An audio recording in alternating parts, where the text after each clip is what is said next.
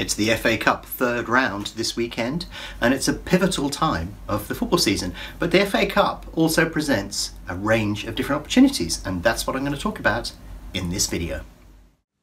If you're interested in learning more about BetAngel, its tools and the opportunities they present, then why not visit betangel.com today and download a free trial. So, the magic of the FA Cup, the third round, is the round where all of the big boys come into the mix. So you've got qualifying rounds. Interestingly enough, actually, the qualifying rounds, you get about £1,500 to get through that. And once you start moving up towards the third round, that's where the money starts to get a little bit bigger. And that's obviously because the big boys come into the mix as well.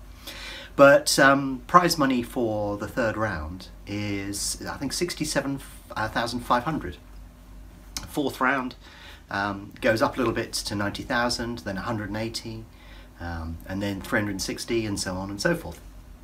So the competition starts to really build when we get to the third round. And if you're a non-league club, it's, you know, the thing that you would strive for. You get to that third round proper and you could end up meeting a really big team. So a big opportunity for the smaller clubs, but for the bigger clubs, well, not so much of an opportunity. The people are debating for a few years now whether the FA Cup has lost its magic. And I think to a certain extent that is true. And it's down to just one thing, and that is money. As I've mentioned already, if you look at the third round of the FA Cup, progressing beyond that round gets you 67,500. But look at what all of the other competitions will give you. They will give you enormous amounts of money.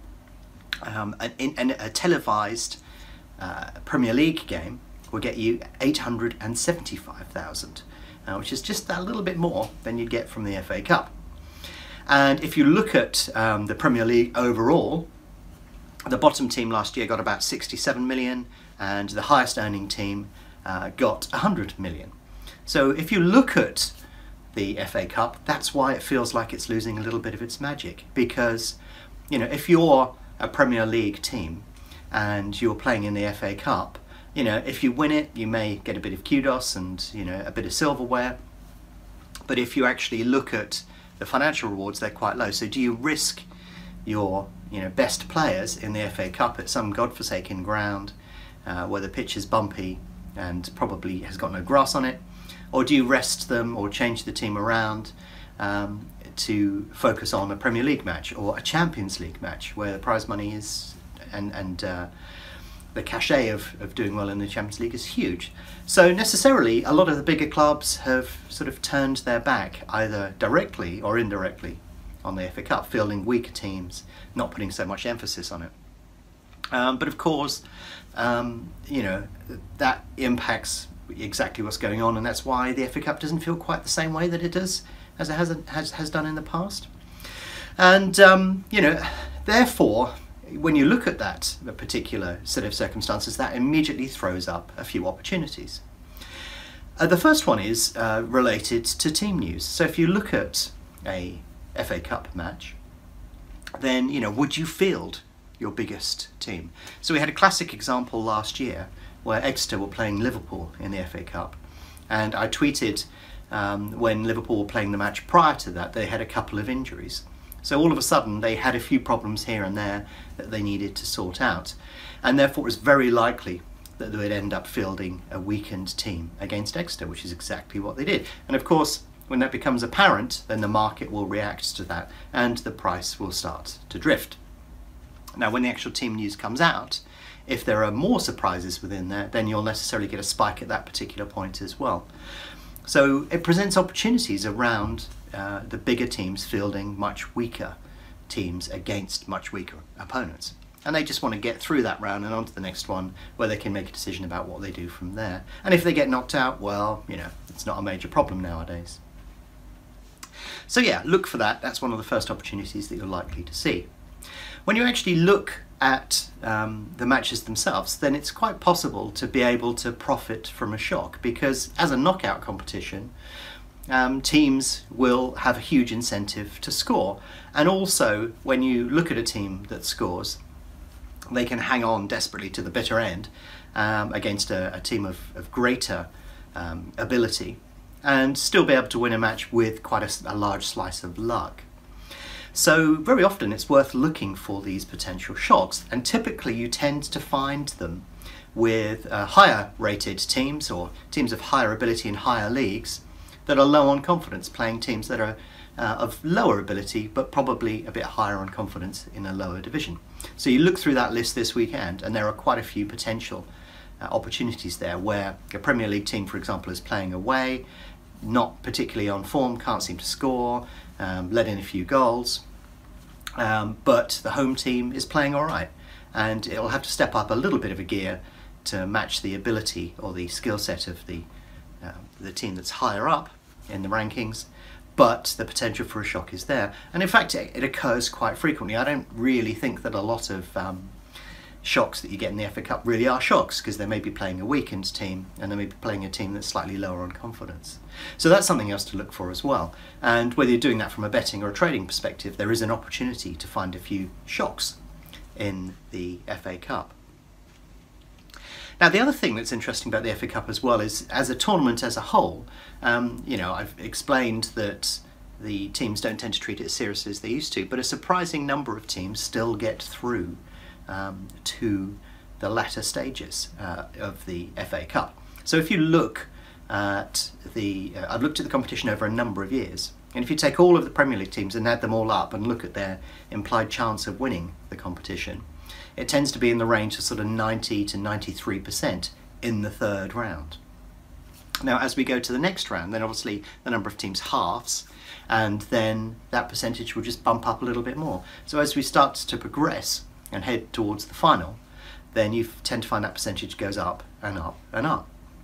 And then typically you end up in the final with 2 Premier League teams.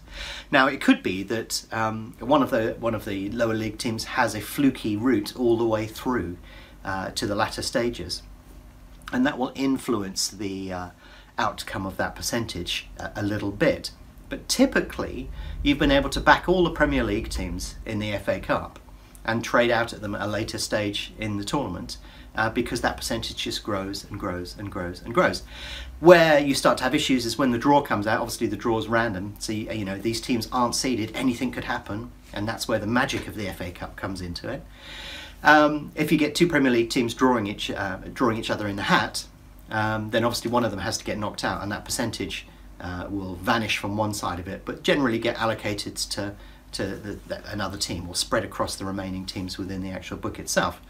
But the progression of Premier League teams to the final is actually pretty strong. I've got loads of data on it. I didn't wade through it because it's just year after year you see the same thing. And there are the odd exception, but it tends to be via a very fortuitous route. But typically backing en masse most of the Premier League teams tends to sort of make sense, and they tend to get through to the next stage, and that tends to increase their book percentage of the overall entire market. So that's been a strategy that sort of has tended to work over the years. However, I think there are better ones that you can use, because when we're looking at the matches that are going to take place this weekend, massive incentive for teams to score. So whether they're a goal down or a goal up, in the league they may just settle for that. But in the FA Cup, they're just going to throw everybody forward and go for it. They've got absolutely nothing to lose. So trading strategies that rely upon late goals or additional goals after an initial goal tends to get heightened emphasis in a cup competition. So that is something to look for as well. And that's a key characteristic of it. So before the match starts, look at team news, and there could be a significant amount of different team news, and that will generate a large amount of movement in the market before the start of the match. When you're actually looking at the match from an overall perspective, the chance of a shock, in inverted commas, is reasonably high, and you tend to pick on teams that are low on confidence but from a higher league playing a team higher on confidence that's much lower ranked. And then when the match is actually underway, the incentive to score is actually pretty high, so strange and odd things do happen, and there is quite a large incentive for teams to get back into a match, and late goals and crazy situations are certainly on the cards when you get teams that perhaps only a goal down and they can throw a man forward and see if they can pull something off. So there are plenty of opportunities on the FA Cup, and if you want to look at any one of those this weekend, I suggest you do. The third round has loads of matches on. the liquidity will be determined by what's being televised. There will be a lot of matches with absolutely no liquidity on at all, but the televised matches will be right up there. And as we progress into the 4th, 5th and 6th round and the number of matches declines, then it'll be easier to focus on those, but the opportunities remain more or less the same. So yeah, I hope your team does well this weekend at the FA Cup. Hopefully they can make that big run all the way up to Wembley, and if not, don't worry, because it's not going to have any significant financial impact on your club. Anyway, hope you have a good weekend. Hope that you can get something out of that information, and hope whichever match you choose to watch or trade is a good one.